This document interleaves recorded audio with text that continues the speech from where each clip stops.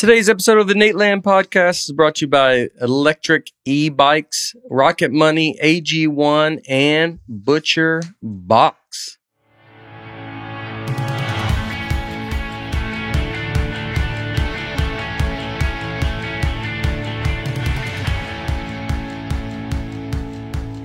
Hello, folks, and hey, Bear. Welcome to the Nateland Podcast. I'm Nate Bargatze, Brian Bates, Aaron Weber, Dusty Slay.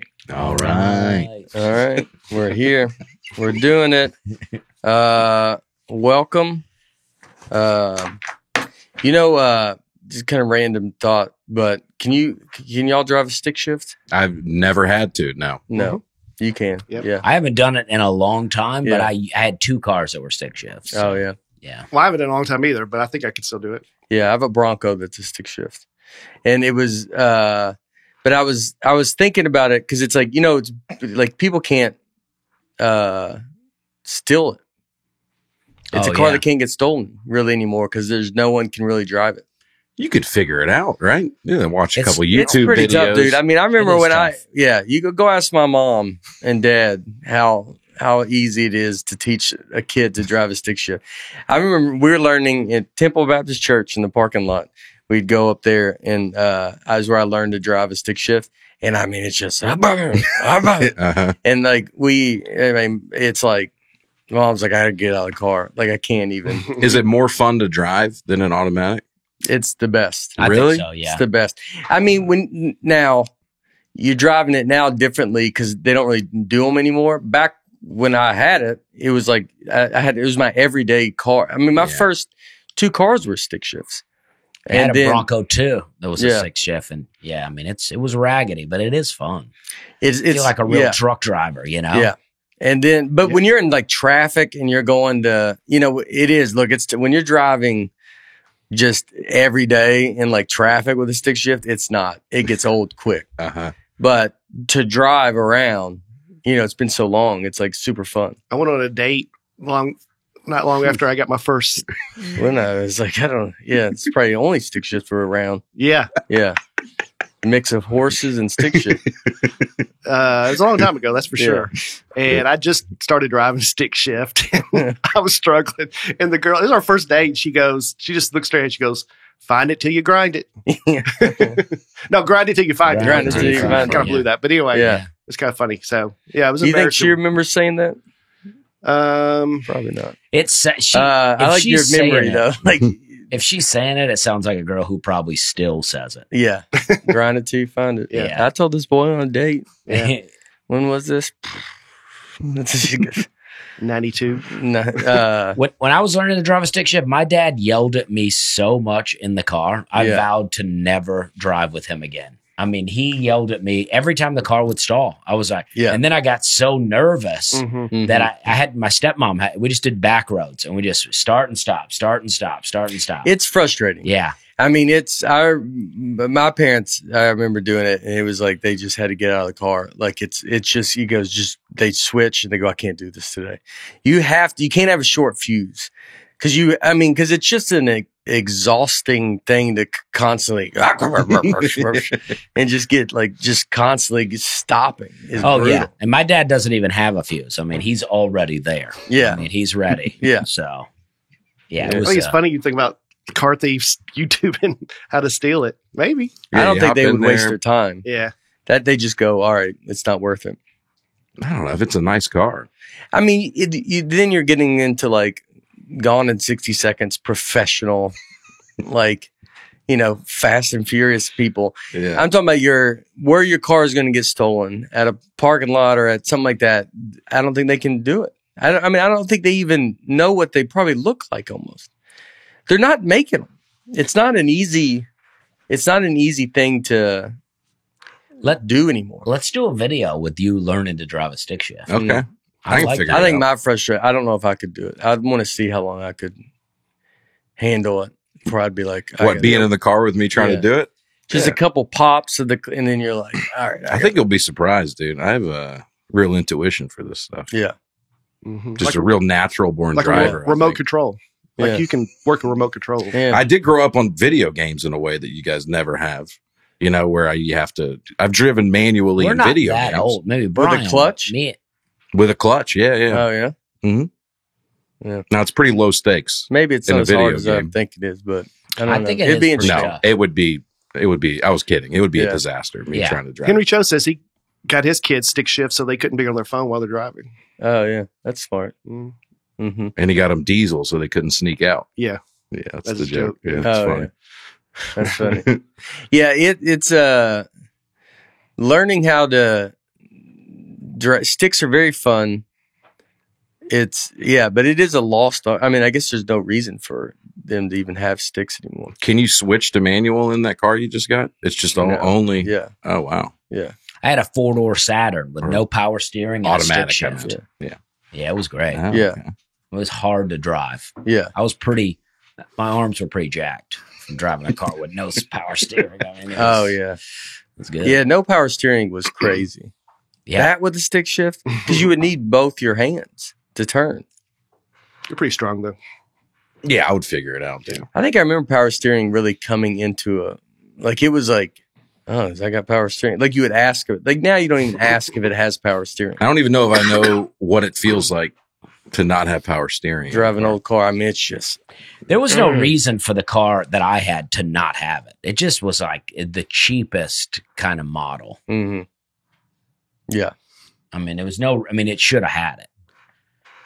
Yeah, mine was an 85. I did a mission trip in Australia, and they drive on the other side of the road. The steering wheel's on the other side, and I drove a church van there where the stick was on. Oh, really? Oh, but you're left-handed. So did but I'm did that still help? used to driving. I don't know. So was the clutch on the right, or the pedals are the same? I think the pedals were the same. Oh, Everything else was Yeah. opposite. yeah. That'd be tough. That'd be How old tough. were you at the time? I mean, I was adult. Okay. Yeah. Man, Still. everything's an adult. Brian was born an adult, and he goes, Well, Australia wasn't Yeah. founded when I was yeah. in high school. He's lived a life. Yeah. Do you have any videos of you as a kid? Again, I video mean, cameras. Yeah. I'd love to And see a video of dicey. you as a kid. I think there's drawings. Sketch art on Yeah, a cave wall. yeah. I think if you get his picture album and flick it enough, it looks like you're like, oh, look at him go. Now, I remember when video cameras became a thing, I was already grown, but I have a joke Yeah. about this. Like, we would just literally go around filming ourselves. Doing nothing, just walking around. Then we immediately hook it up to our TV and watch ourselves. Yeah, What we just did. Oh, I yeah. remember that. Mhm. You're like, yeah, that's us. Yeah, you're Yeah. on TV. Yeah. It's amazing. Mm-hmm. Well, nobody just leaves a camera running now. I was thinking about that 'cause some of my childhood videos, it's like you turn on the camera and you're like, let's just record for an hour. You're walking around. Nobody does that anymore. Everyone self-edits. But you get like a video right there and then you stop. Nobody just leaves one running continuously. Mhm. Harper did when she was younger, like an iPad, just press record. Because I don't know if I did a joke about it or if I tried to have, but I had a joke about, because I think she had one video, I think you can then hear me and Laura get in an argument because it just was running. I Oh, might yeah. have done a joke about it. You did have a joke Yeah. about that. I don't remember if it made it on something. Well, barely shouldn't. Well, I don't even, like, It was when she had her own YouTube channel. Yeah. Hey, everybody, like and subscribe. oh, yeah. That was on a special. That was on a special. She's never had her own YouTube channel, but she thinks Yeah. she would talk like she has her own YouTube channel, but it's just going, because it just goes to our phones. It was just me and her mom were our only subscribers. Yeah. Mhm. Yeah. I don't remember if I cut that, it never even made it. But yeah, it's funny because, she would just do it then and just kind of come and go. Mhm. Now it's a little more editing and getting it exactly right. But she's editing, they do videos that cap chat or something. Oh, yeah. Yeah. Yeah, that's like the new typing. Mm-hmm. I feel like where my generation had to be taught that. And then that generation, they just come up knowing it. That's like Y'all learned video editing in school? no, I'm saying Oh. I learned that. Oh, yeah. I mean, you could take classes for it if you had like an AV class or something. What I'm saying is like typing used to have to be taught in school. Yeah. And now people my age, you just grew up typing. Yeah. That's what I think it's going to be Yeah. for video editing and stuff. That's like such an essential skill now. Yeah, why would make it essential? What are you? Is everybody making movies? Because people just live on the internet now. They put their life on the internet in a way that we never did. Yeah. I saw where a news article, parents are naming their kids based on how it would be a good TikTok handle. Oh, who's doing that? I think I sent you a link to the article. There's like a few people. Well, that may be true, but everything's a few people. Yeah. But anyway, this woman, she's a professional baby namer, which that's amazing that that's a job. But she says that she's helping parents now, and they want to. How would this handle, sound? People want their kids to have that unique identity. They want their kids to have a cool name handle for Instagram or TikTok in the future. She charges up to $500 to help expecting parents choose the perfect name. When you read this stuff, it's fun to talk about, but always when you read it, always remind yourself, this lady doesn't exist and no one's doing this. And that's why it's a good story. Always remember that. I hope that's all I want. I try to remind myself that because you can't just go, this is what's going on right now. It's not going on right now. She doesn't live in reality. I'm sure this could be an advertising for her. Oh yeah. I'm sure she probably, some people pay her this money, but it's nobody. Mm-hmm. And it'll never be anything that matters. And I'm not even knocking her. I'm just in general. I just think, because sometimes everybody gets worked up, you think the whole country is like this, and you got to remind yourself, nobody's like this. This is how crazy stories have to get, because they don't have anything to write. There's. This is kind of peak capitalism, though, right? Like this lady is like, a lot of parents have a hard time naming their kids. What if I was just doing it for them and they paid me money? I mean, I like this lady, I don't like that business. I think you should just name your own kids, but I like this lady. How about these names? Leander, Melville, Pleasant. That's a pleasant. Ransom. Yeah. Yeah. Ransom. Duke. Robinson. Duke's a great name, but I went against it. Yeah. Look, this kid's going to have a good TikTok handle, but the rest of his life is going to be rough. Yeah. Winslow. Excuse me. So for her, because it's like that, it's like she's on TikTok, so she gets to ask, do this, where she charges, and maybe someone sends her money on that thing, but she's got a regular job, I'd imagine, and she just says, no, I'm a professional baby namer. And then you want to go, you probably have listened to that for a second, then you go, but what do you do now? Yeah. And she's like, well, I work at Yeah, exactly. Yeah, you got to get through it. And I'm really not trying to knock her, but it just can't be, you can't convince me that there's a market that's. Because what if you give her the money and then she gives you a name you don't like?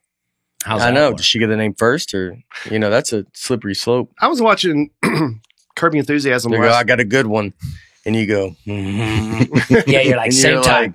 Yeah. He goes, what's it gonna? You're like, I don't know. Because what if you go, all right, I'll do it. Charcoal. God, that's the dumbest name. What? Both write it down at the same time. He goes, golly. Yeah, because if I want my money back, if she just gives you the name and you go, nah, I don't like it, but then you take it without giving her the money. 7. Yeah. Well, that's what I was about to say. Yeah. There's a Seinfeld episode where George helps these parents, and that's Mickey Mantle's number, right? Mm-hmm. And he comes up, and an argument ensues. I'm watching Curb last night, and I can't tell at this point if he's almost purposely just making these references to Seinfeld. But every episode, I'm like, this has been a Seinfeld. And last night, there's one where Larry David, there's parents that trying to name their baby, and one of them's last name's Mantle. He's like, oh, Mantle, Mickey Mantle, same thing. And then they get an argument about what to name the kid. I'm like, it's so similar to Seinfeld. Yeah, Mickey's a good name. Yeah, I would imagine that's the hard part for him. Curb's not been, it's on its last leg. Yeah, I watched some, it's just like, you kind of you're just like, all right. Maybe they are recycling ideas. They're like, hey. Well, I don't think they're maybe even doing it on purpose. It's they don't remember. In a weird way. It's just been so long. I mean, I worry about it sometimes in my stand-up, because it'll kind of blend together where I'm like, did I tell this story somewhere? And then you can't, and then it all kind of goes together that you got to kind of keep an eye on it to make sure you're not, telling a story about Laura that I'm like, wait, I told that story, because it's very hard because as you're coming up to stuff, it's like the old hours got to just get out of your head so fast that you kind of forget it. And then you come consumed with the new one.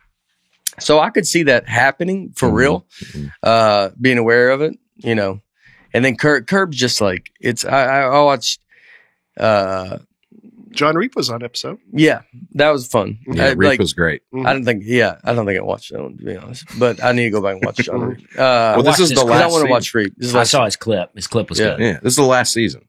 It's over. It's just like kind of like it's I don't know. It's tough. Richard Lewis reached out to John Reap. Did you see that? I did see that.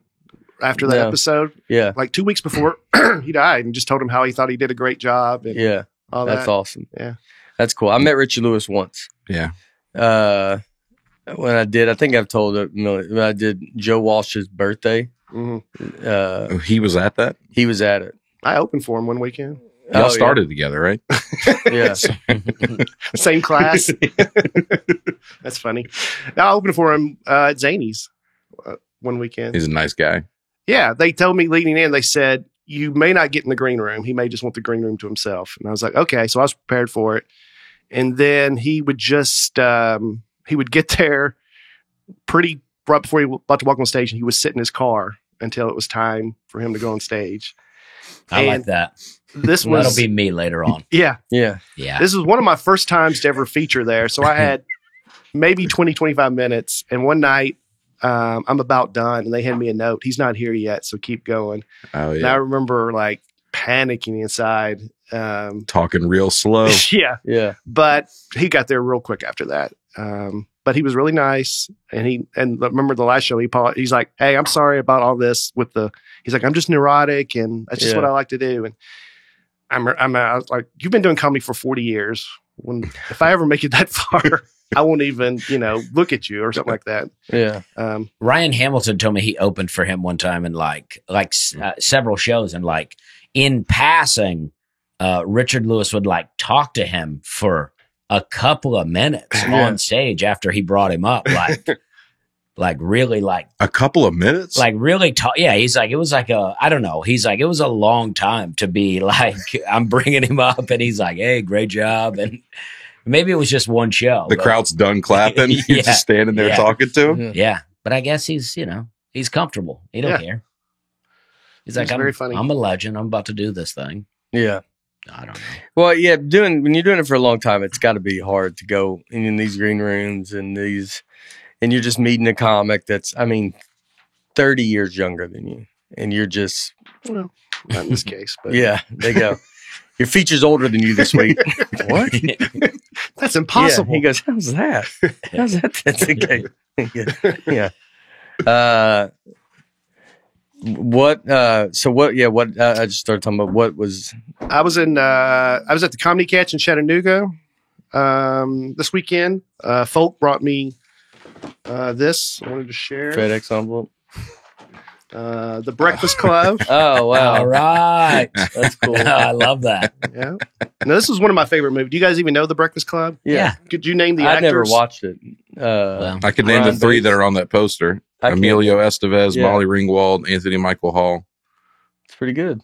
Well, there's 5 of them. I know. He knows those 3. are the names that are literally written on the top. I was about to say, you picked some of the more random ones. I do think they really dropped the Judd ball Nelson. on this poster of not putting Brian, like maybe 3 of your nicknames. Brian Bates. Yeah, Oh, yeah. yeah. You know, Yeah, come on, well, guys. All right. Well, sorry, dude. And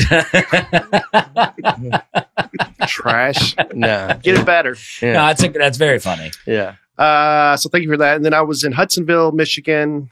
A lot of folks came to both Pretty good shows. routing. Yeah. Yeah. My manager. You made it. All right, we're gonna hit Chattanooga, and then you take a 4-stopper flight to Huntington. Where'd you go? Hudsonville, Michigan. Hudsonville, Michigan. Yeah. He goes, part of the stops are the plane drives a little bit of the way. They have a stick shift on the plane. Yeah. Can you drive a stick shift? I got to know before you take this gig. Danielle at the Comedy Catch said she will race you in swimming. Okay. And if you win, she'll build a green room at the club. Oh, well, let's do it. There's a lot riding on this. Dude. Like I got the whole comedy community in my corner. Yeah. I know you're not working that club anymore. You're too big for it now, but I'm going to be there for a while. So if you could win this race, she said you have to come back to that club. That's a pretty good. Okay, that's a good deal. That's a good deal. Yeah, I should get the comics should be helping train me for this. Yeah. They're really to get the green room built. Maybe different comics than me and Brian. You know. Yeah. I mean, pay for some training or something. What are they going to? I don't know, but they should be on my side.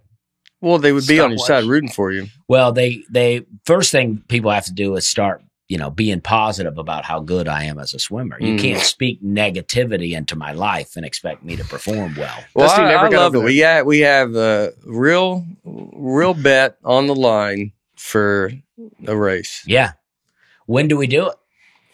I guess we'll have to ask Danielle. When are you going to be ready? I don't know. I need access to a pool. Yeah. That's going to be big. Yeah. I need a body of water. Like a YMCA? Because I just saw today on Facebook that she had just run a marathon. So she's obviously half marathon. Okay. Yeah, you'll be fine. Come on. So she's obviously in better, lung shape than me. Aaron did a marathon yesterday on his treadmill. Come on. Yeah. Yeah, he walks 50 miles a week. But it didn't say how fast she did it. Yeah, okay. Some guy broke the 40-yard dash thing over the weekend. Like he has the fastest 40 ever. Yeah. And I had no idea how fast people were running this. He did it in like a little over 4 seconds. Yeah.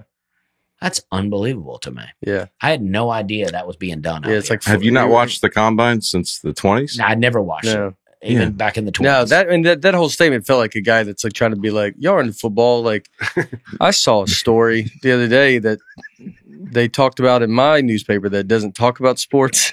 Yeah.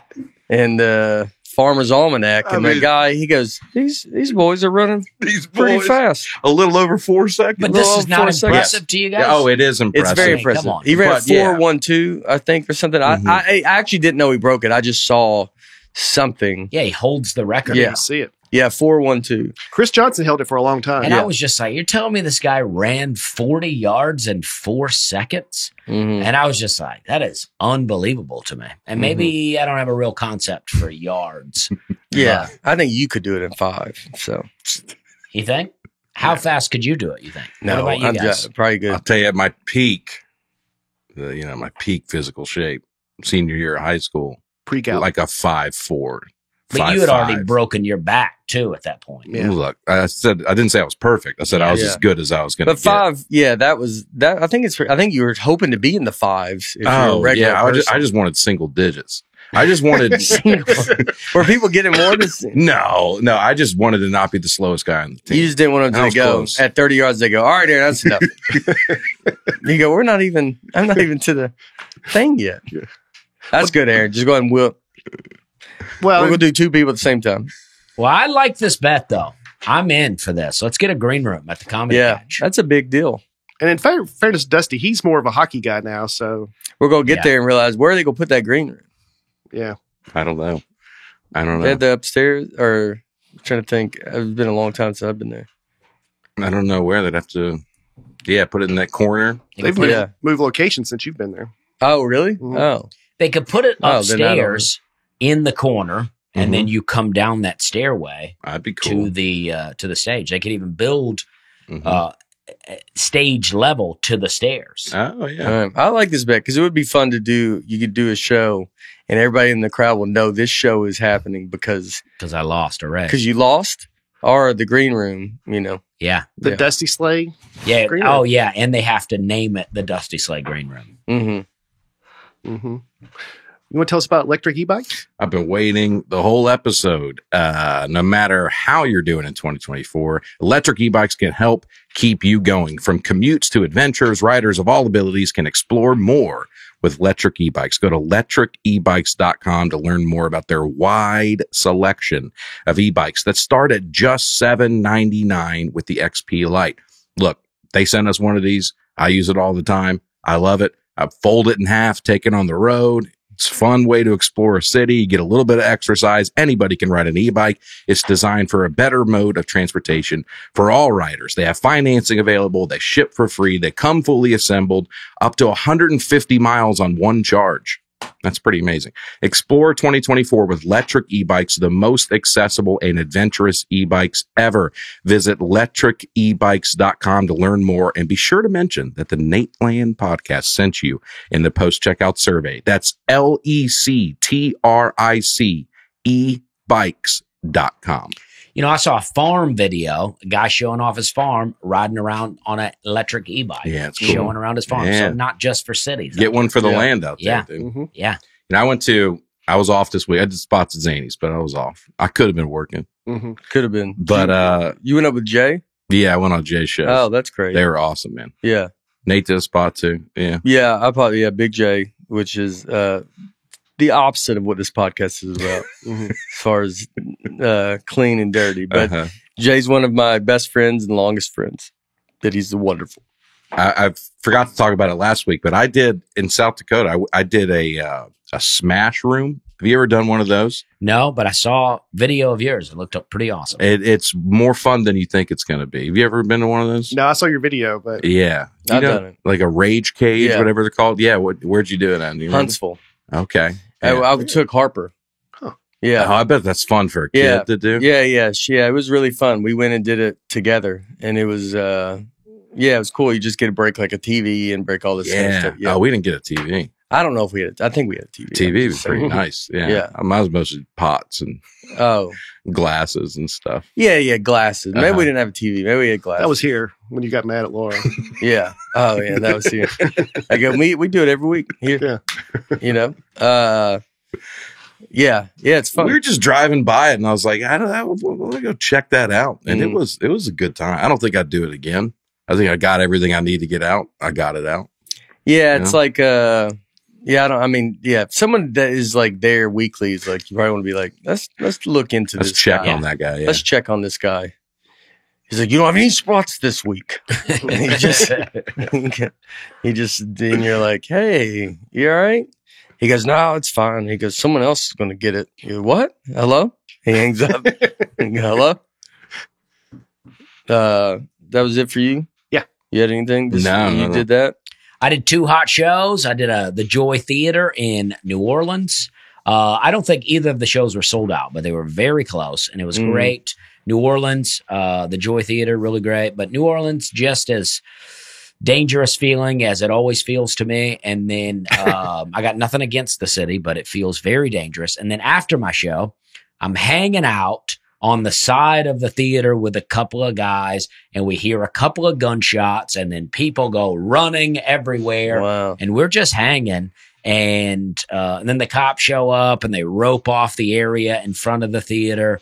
And then, I don't know, apparently a guy, they don't know exactly what happened, but they speculate that a guy accidentally shot himself, but it was 2 shots. So I don't know how you accidentally shoot yourself twice, but Was that me? Oh, then, bam, did it again. but then he ran himself to a hospital. He ran himself? Yeah. So Should have had an electric e-bike. So it was pretty wild. Yeah. And then I went to Hattiesburg, Mississippi. I've never done comedy in Mississippi before, but Hattiesburg couldn't have been more opposite. It felt very safe. And I got to meet the mayor. My friend, Vince Fabra and Drew Harrison opened for me, but Vince Fabra went to Hattiesburg, went to University of Southern Mississippi, and he roomed with the mayor now. Back in the day. He wasn't the mayor then, but so we got to go hang out at the mayor's office. I forget his name, but I met the guy that booked you on that the show. He talked about having you and Leanne Morgan and John Chris down to do his show to raise money for cancer. He didn't mention me? He did not. Okay. Did you do it? You were on that show too? I was with Nate Maybe Leanne. he did mention you. I don't know, but I'm not recalling right now. Nah, he didn't. Yeah. But it was great. Hattiesburg was so great. It was really fun. I think Jennifer from the Facebook page was at the show. Oh, yeah. A lot of Nateland people there. It was great. I had a great time. That's good. Very fun. And he went to a hockey game. Yeah, and then last week I went to the Preds game and I got to do a couple of things. I did a little interview with Bally Sports, and then I got to wind the wrong direction. The fan. Well, I'll tell you. The lady goes, I go, which way do I go? She goes, either way you go, it will make the sound. And I go, okay. And she goes, but it's going to take a couple, to catch on. Yeah. So I'm winding and then it's never catching. So I just on my own go, I'm switching directions. And then I got it going. Is that actually making the noise? It is. They hold the microphone up to it. Oh, okay. But as you can see, if you look around at the fans in the audience while I'm doing it, nobody cares. They're not getting fired up. Look how red your face is. I know. Yeah. I think a little bit of that is that screen like that, because other people's face looked pretty red back there too. Yeah. But man, I mean, it's like you come up for air. Mine is so red. But look at that girl back here. I mean, her face is so red too. Yeah, but look at yours. I think she's black. But look, I mean, yeah, my face is super red. I mean, dang, I'm working. Listen, but look at her face back there. I mean, come on. Man. I know. Wait, put the mouse in. What face is he talking about? This guy. This girl. Yeah, but that girl's got makeup on. Yeah. That's what I'm saying. The screen is changing our faces. She didn't put on. No. She's not a clown. She didn't wear red makeup. It ain't yours. Yeah, but I'm working here too. Yeah. I mean, listen. I got a special called Working Man. I can't be not working that thing out there. Yeah. I mean, come on, guys. Yeah, my face is a little red, but I'm working. Yeah. These people are just standing around. Oh, that's great. Yeah, I saw the tweet of you just sitting at the desk. I was like, we got Dusty analyzing hockey out here. Well, they didn't ask me any hockey questions. I wish they would have. He's like, they got guys skating under 4 seconds. Would you even say something about hockey? Well, no, I did say that I'm just amazed people can even skate, much less skate and hit the smallest, other than golf, the smallest ball, if you will. Mm-hmm. Yeah, my face is, that's like, look how red that is. That's crazy. That's what I'm saying. There's no way my face is that red. I mean, come on, guys. But no one else's face is red. But that girl back there is red. I mean, not like that, dude. Like, you look like a different person. But I mean, if my face is that red, I'm stroking out there. You look like a miner they got under the ground. They just brought him up an hour ago, and they said, "You want to do the Preds thing?" Because he's been underground for a month. I mean, I'm not denying it, but that can't be reality, though. You know, he just saw the sun. You look like, you remember the wrestler Brother Love? Yeah. That's what you look like. I know. I mean, that's what I'm saying. But that can't, I'm just saying, it's got to be some effects of the screen. Look at that thing. What could the effects be? I don't know. But because the other people around you don't look like that. But if I look like that and I'm walking around out there, people will be like, "You okay?" Well, right in that moment, it's you're tired. I mean, it's intense. I'm not denying it. Yeah, that's a wild red. It just can't be. Oh my gosh! But look at that guy back there behind that girl. Like, look how red his face is. Yeah, he looks his whole head showing. Yeah, you look just different than everybody, though. But I think that tells you they're wearing makeup, and then that guy back there not wearing makeup. Look how red maybe that's it. So non-makeup people got more red. Mm-hmm. Yeah, yeah. And I wasn't TV red. Did you take the elevator down after that? I mean. It's intense. Yeah. I mean, I'm not denying it, but I just don't. I think there's something going on. Yeah. Mm-hmm. Oh, that was great. Look at that. Look at your hands, though. Well, that's the difference. I'm white knuckling it. Yeah. Look at that. Yeah. Yeah. All the blood's left my hands and they're up in my face. Yeah. Yeah. And the way your face is, it looks like you're, really exhausted. Like you get done, you go. You told me to go. The first thing you said, did you tell her that she told you the wrong way? That it didn't work the other way. I said, you set me up for failure. Yeah, and then look at me now. Yeah. I mean, sure, I wound it up, but I look like a maniac out there doing it. Yeah. Yeah. Oh, yeah, I mean, look at I look like I'm yelling too. I wasn't yelling. Yeah. All right.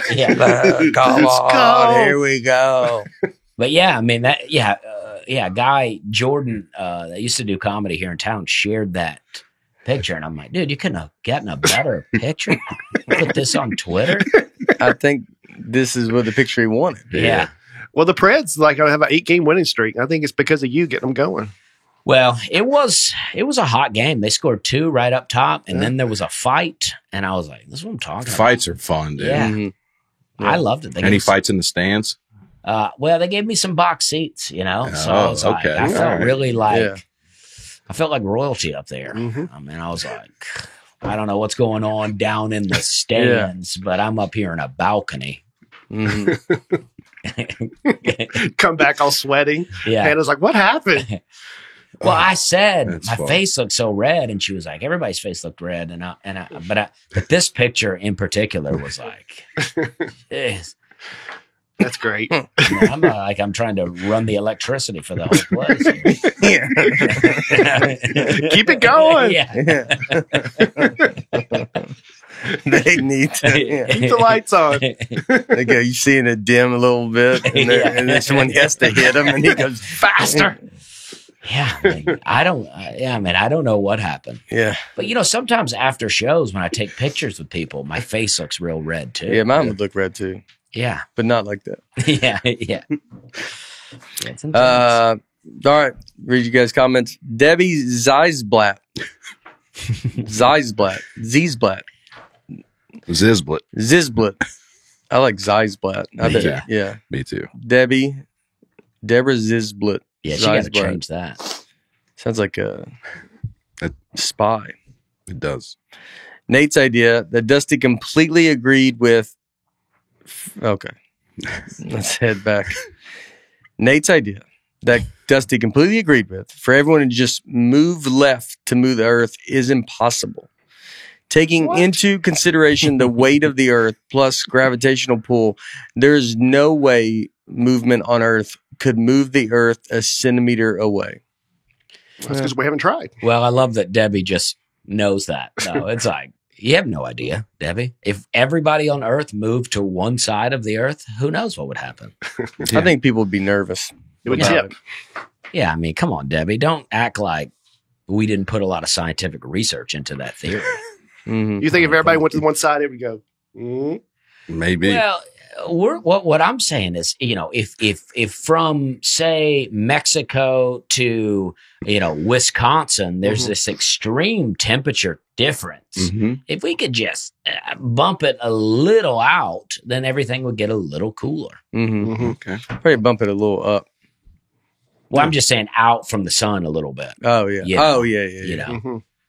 Yeah, that's But maybe everybody jump at the same I time. mean, come on, Debbie. I mean, don't challenge our ideas unless you're going to bring some, some real research. I mean, you know what I mean? I don't just believe a eyes black anytime yeah. they pop up. How do you know the weight of the Earth? Yeah, I mean, come on. They have a scale. I mean, come on, Debbie. And go. How much does the Earth weigh? Someone say that? Yeah, I think we know. It's rude to ask. Yeah.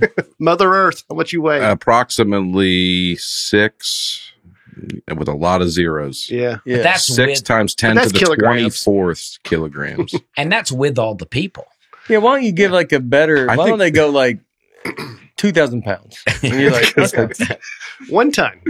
Yeah. Yeah, they can shorten this down. They can, make another thing. Oh yeah. 13,170 billion trillion pounds. Okay. So, and look at that. To put that in context, a male African bush elephant tips the scale at 13,000 pounds. That doesn't even put it in context. That number is so crazy. What keeps going though? There is no context. 1 trillion elephants would weigh 13,000 trillion pounds. And the Earth weighs 1 billion times more than that. There you go. Since they put on this, experts study the gravitational pull of the planet as on other things and use math to calculate its size. Yeah, they have no idea. Yeah. They have no idea. Heavy. They're like doing. This guy's like working at the fair. He's like, I can guess the Earth. Yeah. He goes, come on over here. He goes, deuce and a half. Shiv Ottoman. Shiv Ottoman. Scientists tend to start thinking up theories way ahead of their time because it could take decades before they find a solution. Doesn't mean they finalized on plans to use an umbrella to cover the sun. It's a theory that enables debates and conversations. There you go. Sounds like something that Adam Man would come up with. Yeah. They just throw it out there and then they go, all right, we'll go do the You got to start somewhere. umbrella thing. What are y'all doing in that room? We're doing an arguing about umbrella, son. Do you want to do that? Because I don't want to go down that road. Andrew Truex. Out of every podcast in the land, I identify with Aaron the most. I have often been the smartest guy in the room and had to dumb it down. Okay. Keep it up, Aaron. Some of us here are here for Aaron Land. Yeah, I think where we relate the most is our humility. That's what I like about Andrew. Yeah, I love that this guy. He's so smart. Andrew. Yeah. He just so smart. His last name's True. Sounds like a race car driver, though, doesn't it? Yeah, Truex. Or a Truex toilet is paper a brand. I think Truex is a toilet paper brand. Oh. I think Truex is a race car. Yeah, Martin Truex Truex Jr. Okay. There it is. Yeah, he's the Bass Pro Shops. Mm-hmm. So Andrew Truex, smartest guy on the track, some people would say. Jason Feller. I'm one of those weirdos that cried at the solar eclipse when it came through Nashville. See, Nate, there were more than 4 people. Yeah. Okay. I wasn't expecting to, but something happened in that moment and I was totally overwhelmed. I've been looking forward to the one in April since then. I'm pulling my kids out of school to go see it, encouraging everyone I know to do the same. I hope Aaron gives it another shot. Come on, Aaron, give it another shot. All right. You're the one that said nobody's doing this. You know? Well, nobody's crying, you said. I didn't think people would be crying, but I'd recommend a smash room for Jason. I think he's got some undue emotion that he needs to. Did you ever have like a moment where your parents are like, we need to experience this as a family, like a historical moment where they're like, I remember my dad waking us up. This is when George Bush was declaring war, starting the war in Iraq.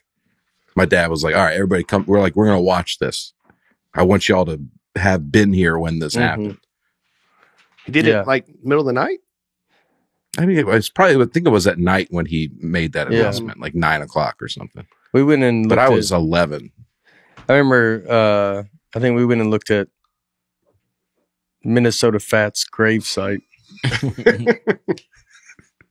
My dad had us go over there. That's pretty cool. Yeah. Because he's buried here. He's buried next to Tulip Grove in Hermitage, Old Hickory. And so I think my dad heard about it. So I remember he goes, we're going to go look at this. Mm-hmm. We're not even billiard fans. Right. But it was someone famous. There you go. It's the same thing. My mom wanted to go look at Charlie Daniels' grave, just thinking of that. And then so I took her and my wife and my baby and we drove over there. I knew where it was at. And my mom was like, well, let me get a picture with you in the grave because I know you're a big fan. And I'm like, well, I don't know that. And then so I said, okay, though. My mom wanted to do it. So I got a picture. And then another lady pulled up and she was like, I'll get a picture with the whole family here. And Hannah was like, nah. I was like, nah, just do it. This lady's already got out of the car. Let's just do it. So I got a picture with the whole family at Charlie Daniels' grave, but I don't think that's what you're talking about, really. But this is the same thing. I think historical moment. Exactly. Yeah. It's a recognition of we need to build a memory here. Yeah, and I was a huge Charlie Daniels fan, but I don't really need a picture with his gravesite. Mm-hmm. Do you know what I mean? Go to Charlie Daniels Park. Yeah, I do go there. I used to live over there. We stopped at, I've told this before, at Randy Owens, Alabama. We found his house. Oh, yeah. We went there. Who? The lead singer for Alabama. Oh, okay. Randy. Is it Owen or Owens? Yeah. I don't know if it's a singular or plural, but Randy. On vacation, we made a pit stop. There you go. All right. So no. Yeah. It goes. Yeah. How'd that go the first time you told it? Scott Thompson. A solar eclipse interrupted a battle in 585 BC between the Median peoples and the Lydian peoples, regional powers at the time. The eclipse occurring mid-battle was seen as a sign from the gods. The battle ceased and peace was negotiated between the groups who had been warring for the past 6 years. How about that? Yeah, that's what I'm saying. We're having this eclipse. Like, these eclipses don't happen all the time, is what they're saying. And we just had one, like, 2017. 7 years ago. So, and 7 is a real biblical kind of number. And so it came across, and now 7 years later, we got another one going across, making an X right across America. I just think it's strange. And I think it may be a sign. Mm-hmm. Because, I think in Luke, Jesus talks about a sign from Jonah, right? Mm-hmm. And apparently this eclipse is going through a lot of cities in America named Nineveh, which was the city that Jonah had to go to and tell them to repent. How many Ninevehs are there? Apparently quite a few. Mm-hmm. 3? I think like 6 at least. Whoa. When the 2017 one happened, were you telling everybody, they don't know? They don't know. This ain't going to happen. No, I mean, I do think they seem to know about when these are going to happen. I feel like it would be weird if the scientists were like, an eclipse is coming and then it didn't come. Mm-hmm. I think they do know. Mm-hmm. But I just think it's interesting. It's forming a little X right across America. Yeah. Mm-hmm. It's an election. I guess it is an election year. Yeah, it's like, I don't know. I think it's strange. Yeah. And in 585 BC, they were thinking like me. They were like, "Hey, we're in the middle of a war. This thing just happened. Let's bring some peace here." Yeah. And now we're like, now we're crying when it comes over, but which I guess is at least recognition of how big of a deal it is. So you know what? I'm coming around on Jason Feldman. All right, you're gonna cry. I think it's great. I won't be crying, but who knows? Yeah, who knows? You think you'll be underground during it? Yeah. Yeah. Crying because I accidentally locked myself in there. Like you ever see Blast from the Past with Brendan Fraser and Christopher Walken? No. Alicia Silverstone. Great movie. Yeah. But Christopher Walken is Brendan Fraser's dad, and they think a nuclear explosion has happened, so they go down and lock themselves under for 20 years.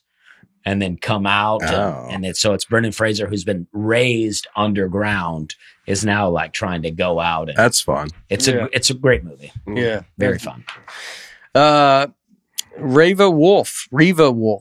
You've got to Google May 19th, 1780, The Dark Day. It's very interesting. Love the podcast. Oh, I'd like to check that out. Well, there it is. In New England, May 19th, 1780. An unusual darkening of the daytime sky was observed over the New England states and parts of eastern Canada. The primary cause of the event is believed to have been a combination of smoke from forest fires, a thick fog, and cloud cover. But the darkness was so complete that candles were required from noon on. It didn't disperse until the middle of the next night. So I imagine if you don't know this is coming and it just gets dark for a whole day, that's got to be terrifying. Mm-hmm. Back then, 1780. Mm-hmm. Mm. What do you think was going on during then? Well, they said there could be a forest fire, just But you're thinking like witch what hunts were and they stuff? up to? They're probably some witches. It was just 4 years after, signing the Declaration Becoming of a Independence. country. So what were they doing? What were they up to? Maybe the mall. Yeah, maybe. First corporation. Mm-hmm. Real dark day. Dallas Owen. You guys have a lot of good advice on in-flight apparel. What's your opinion on flying in shorts? I could be flying to the equator, but will still wear long pants because I can't stand for my bare legs to touch the legs of someone else next to me. I agree. I'm not even really into shorts. Like when it's real hot and you're just out doing something, I get it. But in public, I'm not a big shorts guy. I'm not like golfing. It can be like if you're outside, like, some workout shorts. Like I don't mind shorts like that, but I'm not the most, if I'm going to be inside a lot, I won't wear shorts. I wear shorts on a plane. Yeah. Well, do you? Yeah. Why not? What kind of shorts? Like basketball shorts?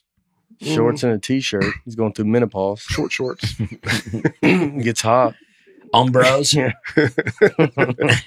Excuse me, ladies. I gotta do some man spreading here. Excuse me, Southwest.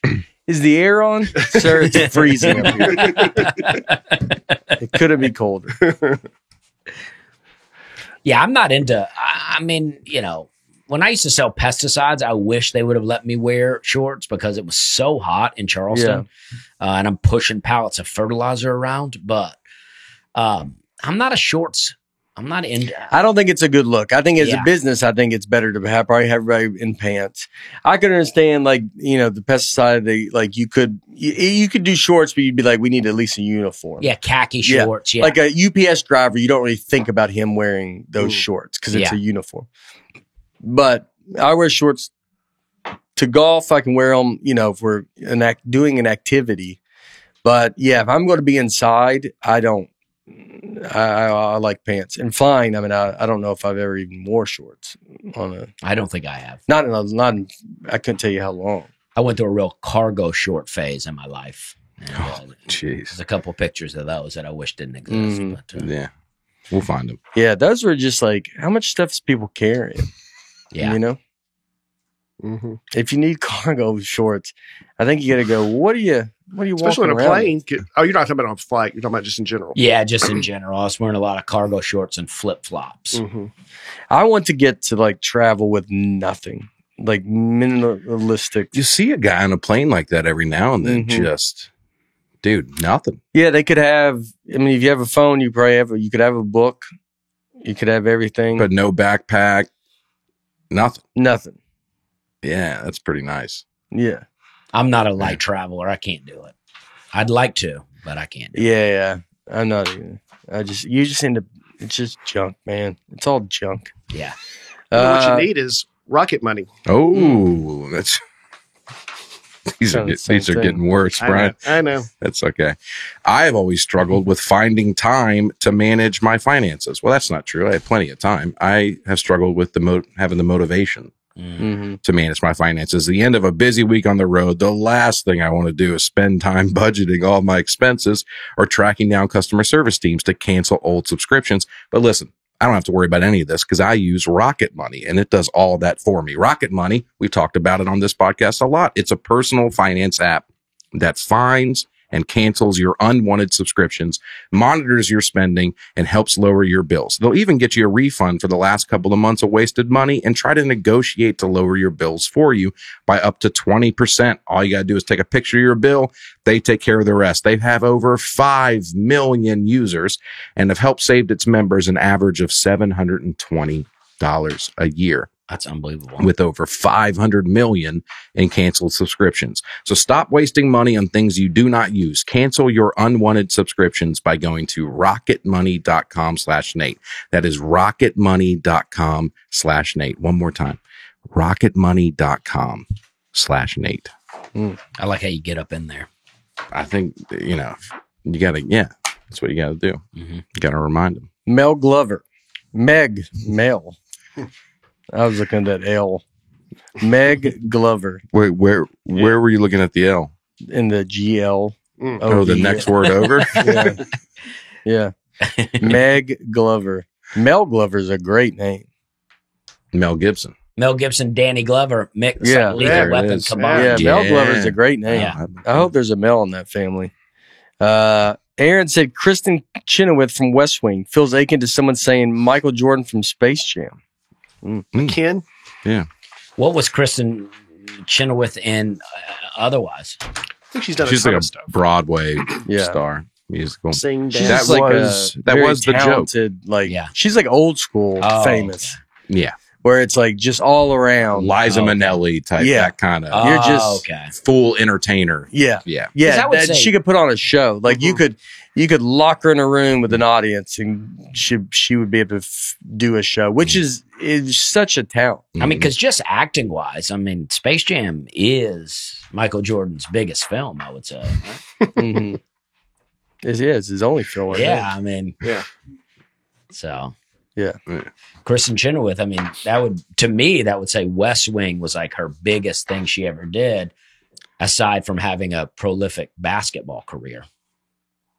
Yeah, but I think it's if you want to, if you're trying to wrap Kristen Chin with Up, it really narrows what she is. Yeah, she also it would almost be the West Wing would be, and also she was an actor on the greatest TV show. Yes, you would say it like that. Mm-hmm. Yeah, just to be clear, I knew that. That's why it was funny to say that in the moment. Yeah, I think we all had a pretty big laugh. From what I remember. Dusty, I'm surprised you have never. Oh, Hope Waller. Hope Waller. What a name. Yeah, that's a good name too. Mm-hmm. Hope Waller. I bet when Hope Waller comes up, you probably when you're about to meet Hope Waller, you go, I bet this is Hope Waller. I think you feel it. Hope Waller. I bet you feel it before you ever meet him, you'd go, are you Hope Waller? Like if you knew, hey, this town has a Hope Waller. Yeah, you would. I think you could go find, you could go walk and go, I bet I could pick out Hope Waller. Dusty, I'm surprised you've never heard of acidophilus. With all your digestive issues, it is a really great probiotic. You should give it a try. My mom is all about natural remedies, and acidophilus is one of the vitamins she takes often. Acidophilus. Yeah, you don't have to drink the milk, though. We usually just take capsules of it. There you go. Right. Yeah, I mean, I'm into it, I guess. I had never heard of it, though. So, that was not. Yeah, we talked to. I was talking to my mom about it the other day, and we just always. That's just what we always bought. My dad, golly, why we bought it? Very funny. This is just, I bought it. You know who their spokesperson was? Ernest T. Yeah. So we bought it. We bought it because they go, well, Ernest T was on the. Ernest T, like from Andy Griffith? No, Ernest. Not Ernest T. Ernest. Okay. Ernest. Hey, Vern. Vern. Yeah. Ernest T. Bass? Not Ernest T. Bass. Take the T. Take the T. Yeah. Ernest goes to camp. That Ernest guy? P. Whirl. Yeah. Jim Varney. Yeah. Oh, this guy? Yeah. Ernest was really great. You don't know about Ernest? Ernest? Great. I know these movies. Yeah, I didn't know these movies were great. He had a TV show. Yeah. I need to watch those with Harper. This guy was huge back in the day here in Nashville. Yeah. So they knew that's why we did it. Because he was on, he advertised acidophilus milk. And so we were like, sign us up. He had some great commercials. Mm-hmm. Super funny. They're still He died in 2000, man. He was also the Beverly Hillbillies. He played Jed Clampett in the movie. Mm-hmm. Another guy that's just, you could throw that guy in the room and he'd give you an hour-long show. Yeah. How about it? Yep. Yeah. God, he died at 50. There was a clip of him and Robin Williams circulating on Instagram, hanging out, kind of backstage talking. Oh, really? I didn't know what they were in together, but it was very funny. Yeah. Mm-hmm. Yeah, I need to go and watch those with Harper because they're Ernest Goes to Camp. Mm-hmm. All that. Yeah, they were great. I watched Ernest Goes to Camp a few years back, and it was not the same to me as when I was a kid. It just felt like they were just picking on Ernest the whole time. And I was like, this guy's such a nice guy. Stop doing that to him. Yeah, it's probably how you watch it, though. It's just like it's self-deprecating. It's funny. It's, The commercials, he'd basically come to the guy's window, right? Yes. Be like, hey, Vern. Hey, Vern. I got blah, blah, blah, blah, blah. And they were fun. Yeah. It worked, man. If the whole family was buying it. Yeah. We bought it. I mean, they still buy it, I think. It's all we ever drink. Jonathan Eldridge, but just L, then right to the D. That's I like that. That's a family. Long time ago, they go, I ain't messing around. Minimalized. That's a good Get read. to it. Eldridge. I was reading Ledridge. So that's Eldridge. If there were an apostrophe there. Yeah, that's very good. Yeah. Eldridge. It goes Eldridge. And I bet he goes, how do you spell that? You go, it's going to be spelled how your brain first says to spell it, but I bet you spell it wrong. Yeah. Because everybody would spell it wrong. And I'd probably dumbly spell it like that. And he'd be like, you nailed it. Yeah. The best rule of thumb for restaurants is to be gone by the time they close. Whether you're getting to go or eating there, you just have to want to be gone before they close. Have to want to be gone. Yeah, I mean, but if you go in there and want to eat. I wanted to be gone. Yeah. Yeah. I agree with him, though. You did? Yeah. Of course. Right. Because we were talking last week about like, you go in, you're like, oh, they close in 15 minutes. It's like, but if you can just get in there and get your food and get out and not, you don't want to get a table when they're about to close. And you go sit at the bar. You're like, we're just trying to get a hamburger. Yeah. And like something quick. Yeah. Yeah. But I mean, if someone's drinking and having a big table, they don't always rush those people out. Right. But I guess they're spending money. I don't know. Cindy, Aaron, consider donating your minivan. Some of these charities will come get your van for free. That's what I'm doing that. I just needed it. I needed my minivan moved like that day. Yeah. Yeah. I just needed it out of the way. Yeah. So yeah, I'm done. Cars for Kids. You ever heard of that? Yeah. I got a jingle commercial, right? Cars for kids. Cars for kids. Yeah. Yeah. Those are. I had a car. Worst commercials. I had an old car that we gave to Cars for Kids. Yeah. Most annoying commercials on the planet. The Cars for Kids? I think What so. are they? Can you do them? Well, it was Cars for kids. Well, that's like, was it a melodic like that? Or Give me some love. You don't know that? I'm sure you could find it online. Joy Nardini. Where do you guys fall on the daylight saving time debate? I lived in California and currently live in Arizona, and I can't decide if I like not changing my clocks. In the winter, I have the hardest time waking up in the morning because the sun doesn't come up until after 7 a.m. But it's great in the summer because it still gets dark at a reasonable hour, so my young kids can still go to sleep at bedtime. Yeah, I don't think I like daylight. Like, I like it when we're about to spring forward, right? And yeah, so you do like daylight. I do. Oh, so I do like daylight. Hey, I like it when it gets dark later. That's what I'm into. Yeah. Starts this Sunday. Oh, really? Yep. All right, so we'll lose an hour. Oh. But yeah, we gotta go back an hour or forward. Spring forward. Spring forward. So we lose an hour, but it'll get dark later, which is really the best. Which is nice. Yeah. Now, the argument I read for why some are against it is because the sun comes up later. So like here in Tennessee in Central Time, if you kept it like that year round, in the wintertime, sun wouldn't be coming up till nearly 8 a.m. So kids would be going to school in the dark. I'm okay with it. Great. Yeah. Yeah. Well, you have kids. So wait, in the dark. It would be dark till 8 a.m.?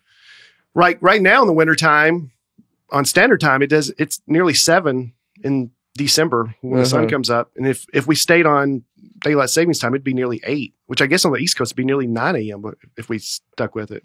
Yeah, that is crazy. Maybe that's why they don't do it. Maybe that makes the most sense ever. I just needed to hear some of that.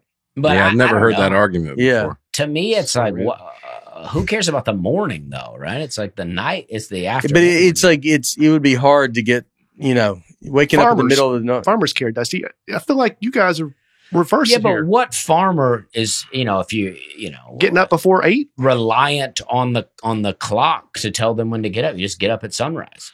But getting stuff done. You don't think farmers use alarm clocks? Well, if you're just a farmer. They have electricity and everything at these farms. Right, but if you're just farming and you don't, and it's like the job is just to farm, why do you have to get started at 7 a.m.? Why not just get started when the sun comes up? And then just work later in the day? You probably would have to get started when the sun. I don't think the sun comes up at 8 a.m. You exist in a global economy. I'm saying... You're like 9 a.m. I'm saying right now... I don't think the sun's ever come up at 9 a.m. anywhere on the earth. Well, I don't know about that, but I'm saying if we stuck, that was your whole argument. If we stick with daylight savings time, if I read correctly, on the East Coast, the sun wouldn't come up till nearly 9 a.m. And here it wouldn't come up till nearly 8 a.m. I don't. Good luck, dude. Yeah. But right now we're on standard time in the winter. Yeah. So it comes up at around 7 a.m. Okay. What's the latest the sun comes up? I just don't think it's 9 a.m. anywhere. I'm looking it up now. Well, in Alaska, may never go down. That's true. Sometimes it just doesn't anywhere. Yeah. While we're looking, Dusty, tell us about AG1. Oh, all right. I'll do it. Yeah. Go ahead. Yeah. We want to talk about AG1. And this is exciting to get to read Dusty's part because he's so passionate about this, but I'm going to take it over. Taking care of your health isn't always easy. Well, you can see why they gave this to Dusty, not me. But it should at least be simple. That's why for the last year, we've been drinking AG1 every day, all the time. It's just one scoop mixed in water once a day, every day, and makes me feel ready to take on whatever's on my plate. That's because each serving of AG1 delivers my daily dose of vitamins, minerals, prebiotics, probiotics. It's a wonderful, healthy habit that's also powerfully simple.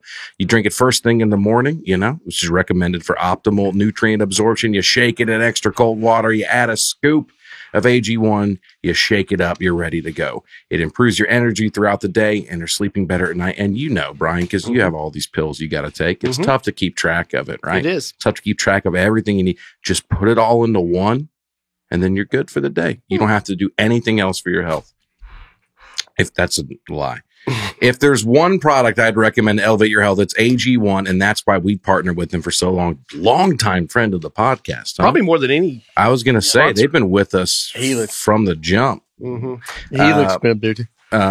Still reading the ad, by the way. Yeah. So if you want to take ownership of your health, start with AG1. Try AG1. You want to read that last part there? Yeah, tell them how to get it. Just the That's last okay. part. No. I love it. If there's one product that I recommend, is that right, you in? Yeah. If there's one product that I recommend to elevate your health, it's AG1. And that's why we partnered with them for so long. So if you want to take ownership of your health, start with AG1. Try AG1 and get a free 1-year supply of vitamin D3 plus K2 and 5 free AG1 travel packs with your first purchase exclusively at drinkag1.com/Nate. That's drinkag1.com/Nate.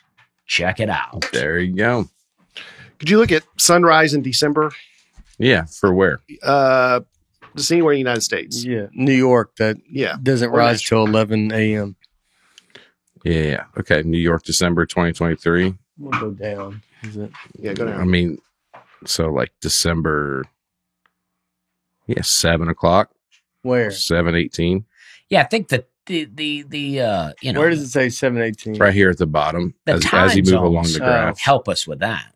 7:19 Yeah. is the latest, basically. Yeah. So in the summer, June, July, Be 8. 5:20. Yeah, but so 7:19 is the latest. So if you didn't do the daylight savings, it'd be 8. Yeah, I saw the longest day, or I guess maybe the shortest day. It's almost 7:50 something on the East Coast.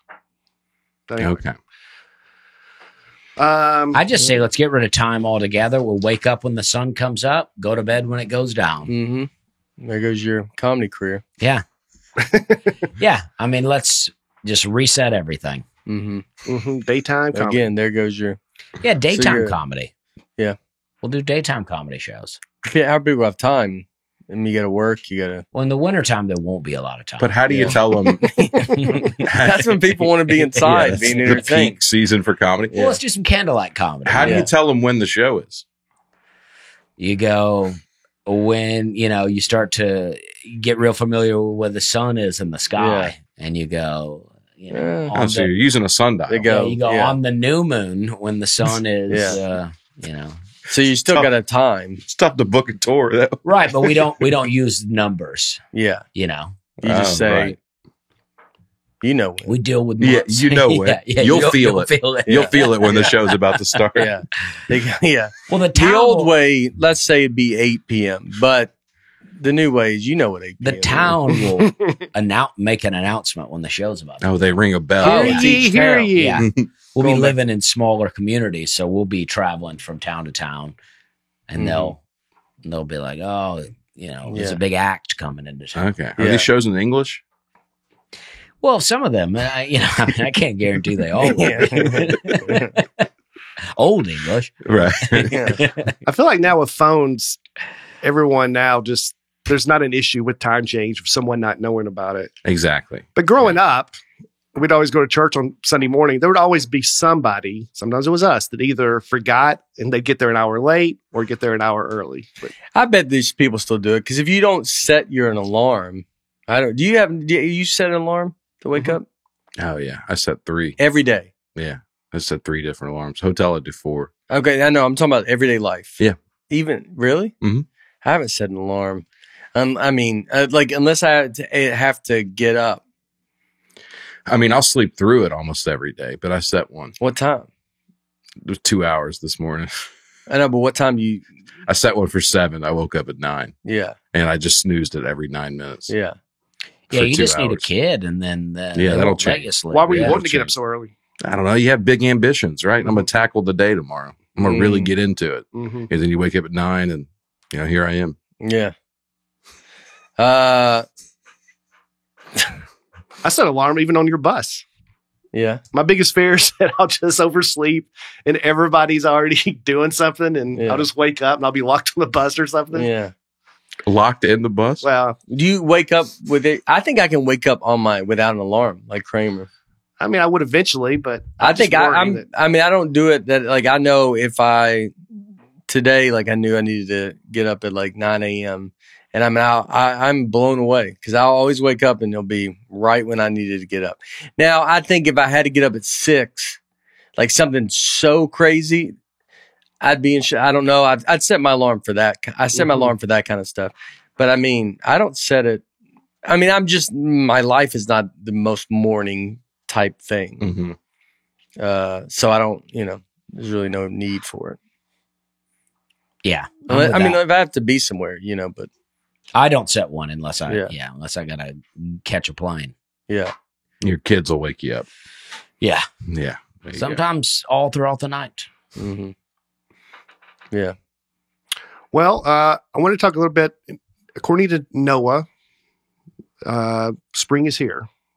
It's feeling like spring out there. According to NOAA. Well, like technically, I think spring starts March 2021. Yeah. Starts a day early this year because of leap year. Starts March 19th. Okay.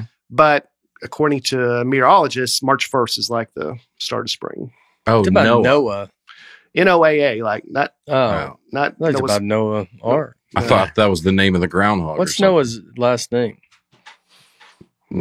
I don't know that it really listed it. What could it be? Think Talk about biblical Noah? yeah. Like there's like the yellow pages. They go, don't put my last name. Yeah. That's the last stuff in the Bible is that they go, you want to do your last name? He goes, don't put my last name. He goes, Yeah. I bet he got a lot of prank calls while Yeah. he's building that thing. Oh, Yeah. gosh. Yeah. Yeah. There's only so many Ezekiel's. You're like, but I mean, there's a million of them back then. Mhm. Probably so, yeah. Don't put my last name. Yeah. Your last name was just where you were from, right? Mhm. Or like who your parents were. Mm-hmm. I think his dad was Methuselah, the real old guy. No. Granddad. Yeah, maybe his granddad. Yeah. Mm. Mhm. Who was his dad? Lamech. I don't know. I can't remember. These all sound made up. Yeah. Methuselah- Lamech's a good name. Lamech. Mm-hmm. Methuselah lived 969 years. Did you really? It's impressive.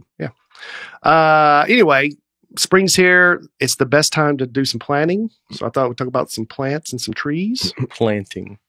Yeah. Planting. All right. Planning. Have you, I probably said that wrong.